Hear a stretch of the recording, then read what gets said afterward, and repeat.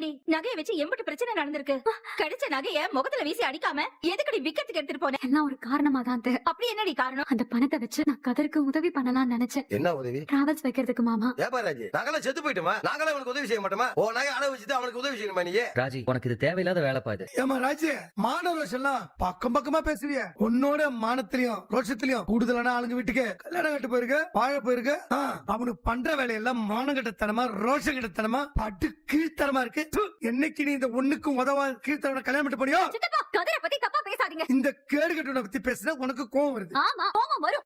ராம என்ன அம்புட்டு நல்லவனா? ஆமா அவன் நல்லவன் தான். இவன் திருட்டு பையன் அயோக்கியா. எங்க வீட்டுல இருந்து பொண்ணை எடுத்துட்டு ஓனவன். போதும் சித்தப்பா, ஒரு அளவுக்கு தான் என்னால பொறுமையா இருக்க முடியும். கதிர் ஒண்ணும் நீங்க சொல்ற மாதிரி எல்லாம் கிடையாது. அவன் நல்லவன் தான். இன்னைக்கு நீங்களும் அப்பாவும் ஓரளவுக்கு கௌரவத்தோட இருக்கீங்க. காரணம் அவர்தான். என்ன உன் பொண்ணு சொல்ற கதையை பத்தி என்ன? நாம கௌரவமா வாழறதுக்கு இந்த கேடு கட்டுறது தான் காரணமா? கேளுங்க நீங்களே. அப்படி என்ன பண்ணிட்டா எங்க கௌரவத்தை காப்பாத்துறதுக்கு? உங்களுக்கும் எனக்கும் நம்ம குடும்பத்துக்கும் எக்கச்சக்கமா பண்ணிட்டான். பதிலுக்கு நான் ஏதாவது பண்ணணும்னு நினைச்சேன். அதுக்குதான் அந்த நகையை நான் விற்க போனேன். அண்ணா என்ன புழுகிறா பாருண்ணா. ஒரு 10 பிளான் போட்டு கையில வச்சிருப்பாள் பாருங்க குடும்பத்தோட. ஒண்ணு வேலைக்கு அவள்னு வச்சுக்க, அடுத்த புழுக எடுத்து விடுறது. அது வேலைக்கு அவள்னு வச்சுக்க, இன்னொன்னு எடுத்து விடுறது. நம்ம நம்புற வரைக்கும் பொய்ய வந்து உண்மையாக்குற மாதிரி பேசிக்கிட்டே இருப்பாள். கொஞ்ச நாள்ல ஒன்னு இந்த கேடு கட்ட குடும்பம் மாத்திட்டாங்க பத்தியா? பெரிய ஆளுங்க தான் எல்லாம். தேவையாடி உனக்கு தேவையா இதெல்லாம்? இப்படி எல்லாரும் முன்னாடியே வச்சு அசிங்கப்படுறதுக்காக தான் இவனை கல்யாணம் பண்ணிட்டு போனியா? இங்க இருக்கிற வரைக்கும் நல்லா தானடி இருந்த. இந்த பொய் சொல்ற பழக்கமும் உண்மையை மறைக்கிற பழக்கமும்